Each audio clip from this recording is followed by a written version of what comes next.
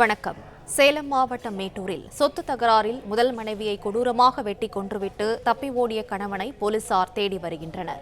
இதுகுறித்த கூடுதல் விவரங்களை செய்தியாளர் ராஜசேகரன் வழங்க கேட்கலாம். ராஜசேகரன், வணக்கம். மேலும் விவரங்களை சொல்லுங்க. வணக்கம். சேலம் மாவட்டம் மேட்டூர் குமரன் நகரை சேர்ந்தவர் லாரி டிரைவர் கார்த்திக், வயசு 39.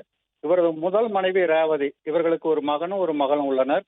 இன்னையிலேயே கார்த்திக் சங்கீதா அப்படிங்கிற பெண்ணோட இரண்டாவது திருமணம் செய்துக்கிட்டு அதே பகுதியில வசித்து வந்தாரு. இப்ப ரேவதி தனது குழந்தைகளோட அதே பகுதியில தனியா குடியிருந்து வந்தாரு. கார்த்தி ரேவதி பேர்ல ஒரு வீடு வாங்கி எழுதி வச்சிருந்தாரு. இப்ப அந்த ரேவதி தனது பெயர்ல இருக்கிற வீடை கார்த்தி பெயர்ல எழுதி கொடுக்க சொல்லி பலமுறை கார்த்தி கேட்டு பார்த்தாரு. இதனால ரெண்டு பேர்த்துக்கு இன்னைக்கு காலையில தகராறு ஏற்பட்டது.